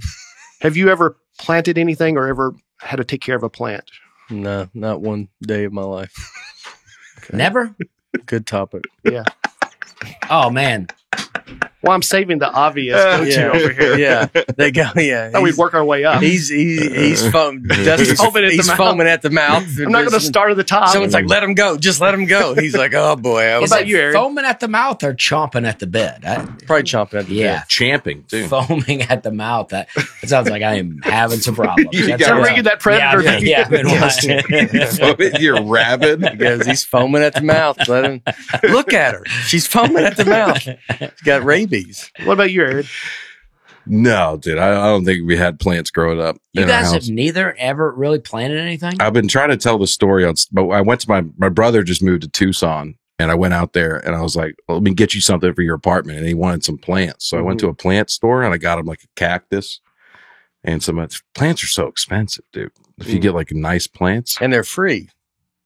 If you just go dig them up. That's the crazy part. Yeah, There yeah. you go. Like a nice house. We got him like a crazy looking cactus. Anyway. Something he could never find in Arizona. Yeah. All right. I Hey. thought I was doing a nice Yeah, I'm thing. kidding. Hey, this will go perfect with all your cactuses in your backyard. Now you get one inside that you can bump up against. And you just get lit up all day by. All right. I don't even feel like finishing the story. When we got married, someone gave us a bonsai Oh, yeah, those are seed fun. that you grow. And because bonsais are strong, supposed to show marriage is strong. We can withstand tough times. I never thought of it like it was a metaphor. Things like that. So I take care of it. I brought it. Did you really? Oh. There it is. What? Well, you don't run it. Don't. I think it's dead. Don't damage it. There it is. But I want to say that's not any correlation with my marriage. Oh, that's good to know. Yeah.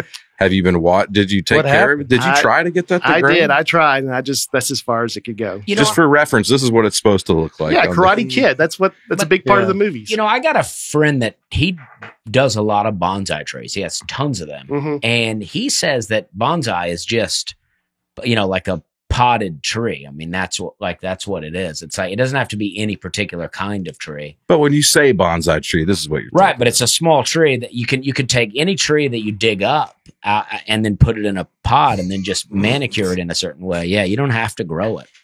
And I'm holding on. I'm still trying to get this thing going. Did you really forget to put water? And stuff no, I did water it. And it just never would. I haven't watered it for a while, but it just stopped growing.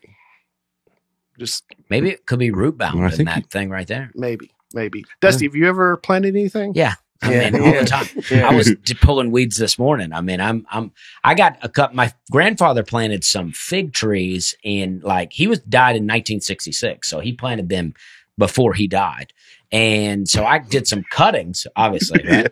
And I did some cuttings, and I'm trying to. Now, what's cuttings? Where you just clip off like the fig tree's growing, and you got a limb that's growing. You clip it where it's got some new growth on it, and then you put it into dirt and try to regrow a new tree out of that. Huh.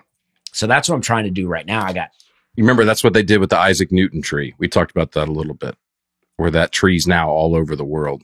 Anyway. So I'm trying to. I got figs. I got walnut, Well, actually, the walnut limbs died, but I got pecan, grapes. I'm trying to start all these new cuttings. Pecan. Yeah, I don't know. People always say if you're Southern, you say it a certain way, and I'm like, I don't know how it's said. Mm-hmm. Pecan. Mm-hmm. I always said pecan. What do you guys say? I think pecan. Yeah. I think some say pecan. It was Nick Novicki was pecan. Oh, yeah. I was always I don't even know now. Pecan is what I always said. But anyway, so I'm trying to grow all that, and because I like these old. And I got a pear too that my grandfather planted. And this tree is so feeble looking, but yet every year it's like pears all over the place.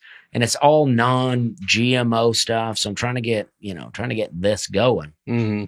I got 40 trees that I planted out in McMinnville that I'm trying to get. I got to get some cages built around it. Aaron did help me build some cages one year. Did those work? I think they worked, but we built them too small so the deer could still kind of walk up there and just eat the leaves. So now they need to be, I guess they need to be a bit bigger around. Uh-huh. But I think I'm going to have to hire someone to do it because it's too much work for the little time that I have. Yeah. But I'm trying to get I built some swales, which is where you take a hill and then you cut like a ditch and then you got a little rise and then another ditch and a rise. So you can plant all along the rise. And then as water comes down, it can build up in that ditch. And then as it seeks into the ground, continues to water the plant. Oh, okay. So I'm going to try to grow a row of trees on that and then do some other things like, like food forest is like different canopies. So you have the fruit tree, and then you'll have like bushes, like a fig bush. And then as you get smaller, like a blueberry bush. And then you got different herbs. And people say that if you do like peppermint, basil, oregano, rosemary, that, when insects come, what they do is they light on different plants, trying to find the one that's good to them. Light? They'll land on it, kind of light on it. So when you have light on it. Yeah, they say light instead of land. I don't know. That's just something that I say. Yeah. Okay. But they'll land on it, and if it's things they don't like, it discourages them from trying other things. So they don't like these herbs. So the idea is you plant these herbs along to try to keep insects away naturally. Mm-hmm. So that's what I'm into. And how long does it take for a tree to grow? Well, I think a long time. Mm-hmm. I mean, but I bought, you know, I didn't grow them from seed. They're grafted. And that means like halfway. Yeah, well, that means like they would do a cutting from an already existing apple tree, and then you graft it to some other kind of root. But no one will ever really tell you what to graft it to. I never can really find that info. So I just buy the grafted trees and then plant them. So like they put part of an apple seed on another tree. Yeah, it'd be like an apple tree limb, and then it's cut like in a way that it's kind of a longer cut, and then you got a root from another tree that's cut a certain way to where you can match them up and then wrap them up with. You can't do it like a telephone pole or something. No, it's got to be something with roots. Something living. Yeah. And then and then you can buy them bare root. They're a lot cheaper if you buy bare root. And then you get them in the ground, cover them up, and then so they're probably a couple of years already into growing at that point. So you gotta. But if this seems like something you should talk about at Home Depot with another guy. Yeah, I know. Yeah. I mean, well, I had hoped that you guys in the garden section. There's a lot of people listening to this. Well, I had hoped that you guys had grown one it's thing. Interesting. No. Let me ask you this. If Nate was eating an apple in his backyard, not that he ever would, but if he were. I'd eat apples. Why would he not eat an apple? I'm just like unhealthy. Yeah. Okay. That's true. And he spit the apple seeds on the ground. Is there a chance that would grow into an apple tree? I guess a chance, but probably not. Mm-hmm. What if I dug it? Yeah, you could dig it and bury it, then it could grow. But what they say is a lot of times a tree that grows from a seed doesn't necessarily bear fruit. You don't know that it will bear fruit, and it takes so long to grow. That's why they graft them. They graft them from a tree that's already bearing. So how long does it take to grow? I mean, like 5 years? I think so. Yeah. Something like that, to be able to start getting some fruit. This guy suggested that we plant 1 trillion trees, and it could help global warming because trees give off, I guess they take in the bad CO2 and then they put out oxygen. But now he's saying, stop doing it. It's not working. Well, I don't buy any of the... Who's he called to say stop? Yeah. Bill Gates is now saying that we can't grow enough trees to combat global warming. But there are a lot of people that are starting to, like in India and certain in Africa and certain countries where they have a lot of desert and the desert keeps spreading, that they are going in and doing these tree projects, and trees actually help bring water back because of, I don't know, something that it does. But they're actually saving a lot of desert in India and Africa with these tree projects. What this guy says is the focus should now be on preserving existing forests rather than planting new ones. According to his research, letting existing woodlands expand and mature naturally will offset about 50% more carbon in the long run. So he just had to... Why not focus on both, Plant some trees and preserve the others. Yeah. So they said there's 3 trillion trees in the world. 3 trillion? Mm-hmm. It's a lot. Wow. And it's almost as much as I guess that counts part of the Earth's weight. Yeah. It goes, if you got rid of some of this wood, if we got rid of some of these trees, does it, is the Earth pretty skinny right now compared to what it was? Because when it had dinosaurs walking around on it too. It's a bit heavier then. And but people are heavier. We're burning up all that oil from the dinosaurs too. Yeah. You think there's more trees or wheels? Wheels? How many trees are in there?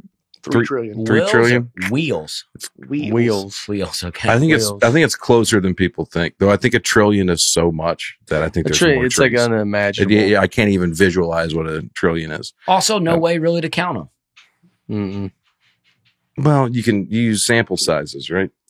You can estimate. But that would mean everything has to be pretty exact. I mean, wouldn't it be? No, it's on average, though. Yeah. That's the whole point of it. Yeah. How big does it have to get to?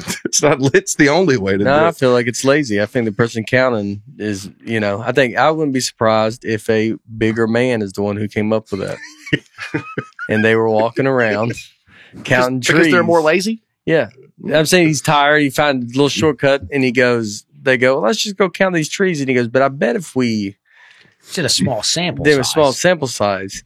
And then now he's sitting in the office. How big does a tree have to be? I mean, is that considered a tree? That's one of the 3 trillion for sure. But is that alive? Oh no, that hasn't been alive in a while. Let's see that. Yeah. Take a look at that. Dusty, you think you could? Dusty, you think you could bring it back? Yeah. Let's give it a try. I mean, that's very dry. We'll go ahead and You want to pour some water in it? Yeah. Let's water it up a little bit. It might run through there. Has that got holes in the bottom? I think so. It's got a big hole. It doesn't. As I say that, I mean, we're looking, there's dirt all over my. Yeah. Do you think that's why it died? Is you watered it and there's a hole in the bottom and all the water just got out? That could be it. It could have been a big part of it. Did you ever, were you like, do you remember one time in your marriage, I go, where's this water coming from? There's always water on the counter here. Yeah. Yeah, now that you mentioned it, I guess so. But maybe you didn't give it a big enough pot to grow in. Maybe. I mean, how can it, maybe it's like, you didn't let me really get out there, dude. Right. I bet the person that gave it to you goes, you didn't read the part they go, well, obviously take it out of this pot and then put it in. I mean, you may very well be right. Will a tree grow around its surroundings? Like it won't, Yeah, isn't that true? Didn't some, even animals grow in they'll be smaller if they're in a small area or bigger if they're in a bigger area? Yeah, I think I think this pod though is designed to be able to like just dissolve away. Uh-huh. I'm talking about the actual pot. Because because sometimes I'll start seeds in these things, and then the roots will grow all out the bottom, and they'll start poking out the side. And then you put more soil underneath it. Yeah, or you can just transfer it to a bigger area. Yeah, it's like dig out a little hole. Yeah. Mm-hmm. Mm-hmm. Yeah, I mean, planning is so fun. I mean, it is like social media. Like if you post on social media and you work real hard on a video and you post it and then it starts to get likes, you're like, oh, that's super fun. But planning is like that too, but a more delayed gratification where you go out and you plan a bunch of things and then you go out one day and you're like, oh man, these things are growing. And then one day they're like really big and you're like, it's more of a delayed gratification. Yeah. Oh. But it is so fun to plant things. And then you're getting in the dirt. I definitely see I could find myself more and more getting into this kind of stuff. It's just a matter of the time. It's a matter of like, if I had the time to really do it, That might be a fun thing though. If you could do it one day and then you're on the road for a week, come home and see how it's progressed. No, I could see like, I definitely, I like the idea of that. I like that of growing your own food and like eating better. If you had, being able to grow food and learn how to sustain where you could be like, we can eat food. But I mean, it's a commitment. Like the people that can do this, it's not like you also have a job to really do it. I mean, you have to learn a lot. It's a very, very farmers, like I said, that's what they do. They don't also do this other stuff because it's just an insane. You're constantly, it is true, having to learn and how to do this, and it's like staying on top of everything. You got to check it every day. Like if you have own land, even to manage the land, I mean, someone has to be there to like, we were saying like if you bought like a lot of acres, say you bought 1,000 acres. I mean, I don't know if you have to like have somewhat have an idea of what's going on in that land. It can't just be. I think you can.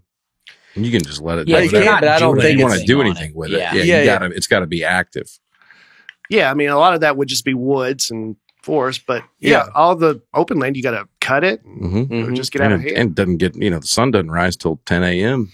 Yeah. Because nooner. You got to do a nooner out there with headlights on. There's animals out there, cattle, horses. Maybe you need butcher box. You could use butcher box. Some meat. That's good. That's pretty good. Ended on horses, though. Yeah, that is. Yeah. You're right. You want to buy some horse meat? Let me tell you where you get it. I should have stopped at cattle. Get incredible deals and premium cuts from Butcher Box. We love using Butcher Box. It is high quality meat and seafood that you can trust. It's very easy because it is delivered right to your door with free shipping. Everybody knows I'm always trying to eat healthier. I need meal preps to keep me on track. Butcher Box allows for me to order ahead and make quality meals. I like that I am always prepared with meat in the freezer. I'm not home enough to run a grocery store. So I love having what I need ready to go. I can cook it. It's easy. The value of Butcher Box compared to the grocery is also much better. The grocery does not offer free protein for a whole year. And they do. With Butcher Box, you don't have to worry about what is for dinner. Butcher Box is offering our listeners their choice of a weeknight meal essential. 3 pounds of chicken thighs, 2 pounds of ground beef, or 1 pound of premium steak tips for free in every order for a whole year. Plus, get $20 off your first order. Sign up today at butcherbox.com/Nate and use code Nate to choose your free offer and get $20 off. Chicken thighs are really underrated, by the way. Chicken thighs are delicious. And they're the cheapest that you can get with chicken. Mm-hmm. No, it's the cheapest part of the body? There may be some gross parts that are cheaper, but it's like, of the good stuff. Of the good stuff. That's where it's at. Did you see where Kentucky Fried Chicken's now doing chicken pizza? Oh, yeah. Chicken pizza. It's called the Cheesa.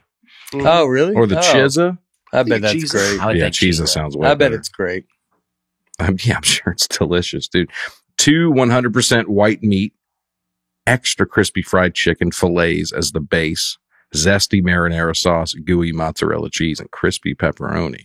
I wouldn't mind making that at home, but it's a mouth-watering delight. What if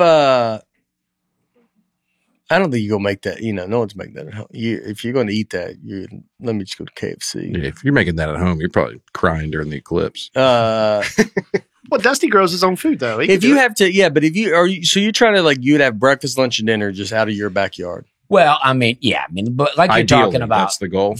To do that sort of thing, it is no way to have another job. And I have 2 kids. There's many times I've grown a bunch of things and the stuff like this. I have tomato plants and peppers and then I leave for 5 days and I come back home and I ask my wife, did she water the plants? And she goes, oh, sorry. I had so many other things to do. Mm-hmm. And then I go out there and they're all dead and laid over. It's you really do. These little things, you got to keep that real moist all the time. Mm. And it is hard. But once you get some stuff established, then that's the idea of the food forest, is that everything there is food bearing, right? So then it's kind of sustains itself. Like the woods, nobody's taking care of the woods. They just grow on their own. So the idea is if you could get fruit trees and fruit bearing vines to do this, then, because they call it permaculture, whereas most fields they call monoculture, where it's you're just growing one thing. Mm-hmm. So you got to spray a bunch of pesticides. You got to kill all the animals out there. The idea behind permaculture is that you got so much food growing that if animals come and eat some of it, it's okay because there's enough to go around. Mm-hmm. Oh, wow. Like bats or something like that. Yeah, then you got to deal with the animal.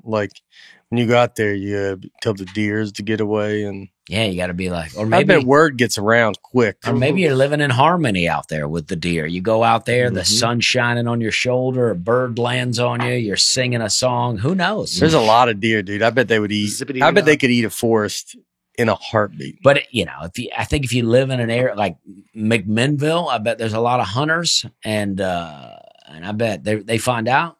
And then that becomes a party for them too. Yeah.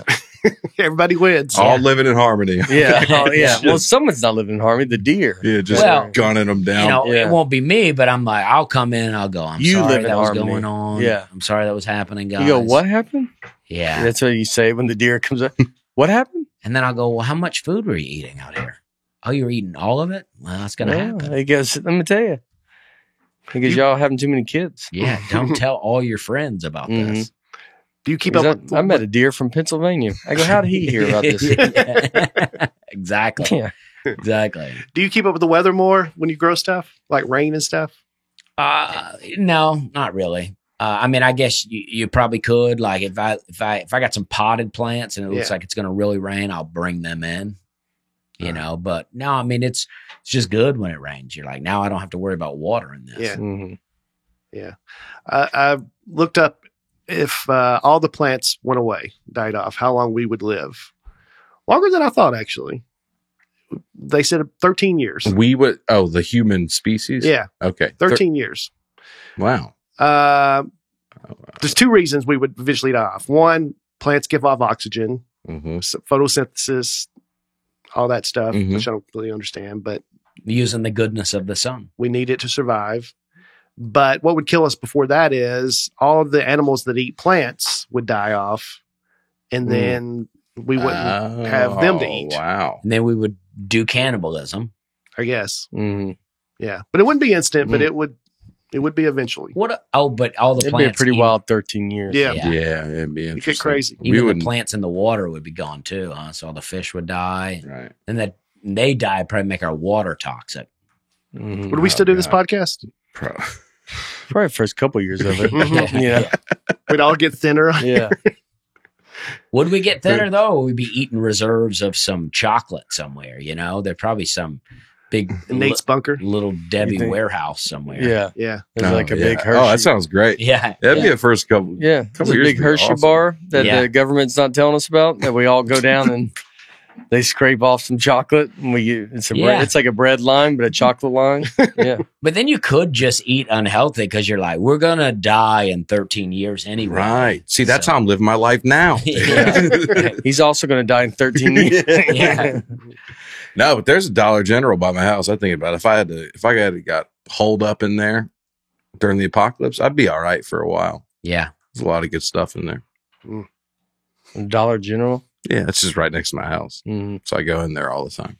I'd rather be at a Kroger or a Publix, but if I could be at the Dollar General, I'd be fine. Yeah. Would you rather be in a Kroger or a Panera Bread? I'd rather be at the Kroger. Yeah. What about Cheesecake Factory? No, I'm not trying to hang out in there. Idiots go there. There's a guy named Andrew Millison. He's on YouTube, and he's the one talking about all these tree planting things, and he's into pond building. And he claims we could save the world, save the whole ecosystem by building more ponds. And doing what with them? Yeah. Well, just hanging out? The ponds themselves create more plant life, create more animal life. All of that creates, and then that helps, change CO2 to oxygen. And so just, and you can recycle the water. Like if you could pump water out of the creek into your pond and then have it filter down. This is what I want to do. Have it filter down into other little ponds and then eventually back to the creek. Then you're not even stealing it from that water source, but you're just creating other water sources. Oh, you're just moving the water. Right? Yeah. Because in McMinnville, where I'm at, my creek is fed by a lot of streams coming out of the mountain. Okay. So there's like these different spots where streams are coming from underground. You're like a beer commercial down there. Yeah. I mean, it's great. There's a lot. How many acres do you have there? It's 9 acres. Yeah. I'd like to have more, but that's what I got right now. I'm investigating more, but coming from a mountain. Yeah. Yeah. I'm trying to get into it. Is there the same amount of water on the planet that there's always been? Let me look that up. Like we redistribute it different ways, but has it always been the same amount? I guess, right? I mean, because it just evaporates, it goes into the clouds, and then the rain comes just down. Like typical human body. Earth, it's all water weight. But I mean, there's places that have drought now, but I guess that water is going somewhere else. Yeah. I like that that guy starts with, that's tough to say. Tough to say. He at least being admits, honest. This is all just me speculating. He goes, I mean, imagine, too, when you read like Quora, what is that called? Quora. Yeah. Did we talk about it? You ever pay for that? I always think that. I like it. No one ever pays for it, but it is a really good. I like Wikipedia, too. I'm never giving them a dime. But this is like, I like this better because it's just like, you ask the question, it's like, come on, I'll talk to you for a second. But then, for a guy to have this answer, you got to think like, who has time to give this answer? Is it the main guy that knows? Like who's Mr. Quora? I wouldn't think the guy that really knows his answer is like, I go on Quora quite a bit, answer a bunch of stuff. You don't think like legitimate authorities are hanging out on this website all the time? I can't imagine you'd have time to also know that. Well, it's a tough one, Well, this guy says he'd say there's more water on Earth than 1 billion years ago. And the real reason is meteors. Every day the Earth is bombarded with about 100 tons of meteors. It seems like a lot every day. 100 tons of meteors every day, most of them grain sized. Almost like it's not even real. While those meteors are mostly rock, there is a fair amount of water in them. And while that water will vaporize in the atmosphere as the meteors burn up, the compound itself remains. And with the Earth just floating in space and zipping through, some of it's got to fall out into space sometimes, right? What? I mean, it's just zipping through space. About water? Yeah, water. I mean, you would think some of it would slip right off the planet. Mm-hmm. Like a splash. Yeah. I don't get that. Well, I mean, Earth is spinning. Right. And then spinning through the solar system. Right. And then the sun is flying through space moving while very all fast. these planets are spinning. And it's like, you would think some of that water would just kind of fly off the Earth. Right. Yeah, there would have to be some kind of, I don't know, gravitational force but that would keep everything intact. Something like but that. if it, I don't know when you what. find it, let me know. But if water evaporates and goes into the clouds, what's to say sometimes it doesn't go past the cloud? I mean, it does rise. Science. So what's to say it couldn't rise beyond? I mean, genuinely, if it does rise from the water to the clouds, what's to say sometimes it doesn't rise farther? Oh, man, I don't know. Maybe it does. You know what I mean? It keeps going. Yeah. I mean, I don't know. I mean, because it gets this high. But what? Yeah. But the airplane goes above the clouds. Yeah. Sure so does, maybe some man. water sometimes goes beyond. Dude, I had a plane this weekend. But it can't float up. Storming. Right? Landed. Yeah. You ever had a plane hit the ground really hard where everybody on the plane screamed? Yeah. You know why they do that? But this is like if it's real wet, they hit it to like kind of knock the water everywhere so the tires can grab and start. So that's what I remember it's hearing. Intentional. What I heard, I remember hearing it one time. I don't know if that's true, but the idea of it is to you hit hard to, just boom, boom. Like you're not trying to, because if you land softly, you could skid and it's not going to ever grab. And so you're trying to boom, boom, and it kind of grabs it. And then, yeah. You screamed? I didn't scream, but everyone on the plane screamed. You're Everyone not but you. expecting it. Everybody but you. Yeah, dude, I'm strong. Yeah. I think it wasn't a full. It wasn't a full gasp, but it was a. I mean, I reacted to it when you're not expecting. I didn't even know we were landing, and then you just boom hit the ground. I mean, it's shocking. This is what I do. I go, jeez. Exactly. Yeah. I would appreciate a little. Hey, everybody, brace for everything's okay. Brace for impact. Don't brace for impact, but yeah, everything's going to be fine. But we are going to hit the ground a little bit harder than we planned on. It's 45 degrees and that. Something like that. Let me know. Yeah. Anyway. You get all they do is come on and go, oh, we got you here a little faster than we expected. But we do have to sit on the tarmac for an hour. Yeah, but we landed quicker than. Yeah, they love to do that. Yeah, we got you here early, but you'll be late because we'll sit here for longer. That's a great David Spade joke we talked. So they landed early. They couldn't find a gate. He goes, then we followed this one pilot. He was walking this plane. And then we were like, but he just left his keys. So we had to keep circling around. The idea that a pilot he goes, huh? Is that guy leaving? Are you leaving? You're just asking every airplane. It's such like you're in a parking lot. You about to pull out? Yeah. You pulling out? I think we need to wrap it up, right? Yeah. Nate's got a plane to catch. Yeah. I gotta fly. Hopefully land soft. On the road? On the road. Yeah. I got to go out to LA today, so that doesn't matter. But I'm doing shows this weekend, Philadelphia. Nice. Then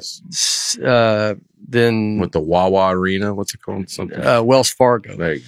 And then Syracuse and Albany this weekend. So come out and then.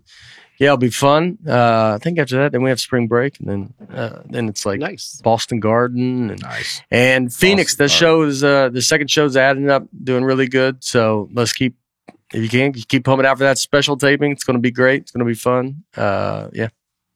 I'm in Vincennes, Indiana this weekend. Vincennes. In Columbia, Tennessee. Then Tacoma Comedy Club in Helium in Portland. All right. And just added April 6th, Miamisburg, Ohio. That's right outside Dayton at the Plaza Theater. I think there's a lot of folks in Ohio. Oh, nice, dude. Right, there is. April 6th. Nateland Country. March 15th and 16th, Lowell, Arkansas at the Grove. I'm there all weekend. And then March 29th and 30th, Las Vegas, Wise Guys Comedy Club. Come see me. All right. This weekend I'll be off. I could be working, but I'm, I got some planting to do. Nice. But hang out with my family. But the 15th and the 16th, I'll be in Hartford, Connecticut at the Hartford Funny Bone. And then I got 22nd, 23rd. I'm in Lincoln, Nebraska, Iowa City, Iowa, doing a couple of theater shows. All right. My dad's doing a show in Lebanon. Yeah, I'm going to try to go. Yeah, when it's April. It's when I take my special. April 13th. April 13th. Capitol so Theater. If you're in Nashville, Nice. Capitol Theater, if you ever want to go see my dad perform, head on out there. I know a lot of people are going to that, so that'll be great. Mm-hmm. Yeah. All right. That's it. We love you. Hope you have a wonderful week. Hope everything's going great. Hope your son came up this morning at a reasonable time. Go plant something. Go plant something. Go be a part of the planting. Spring is here. Spring is here. Not yet, but yeah. But it's close. By the time this comes out, Mm-hmm.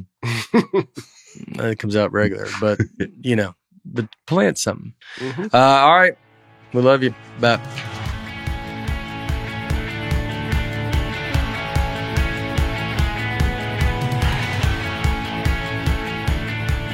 Nateland is produced by Nateland Productions and by me, Nate Bargatze, and my wife Laura on the Audio Boom platform.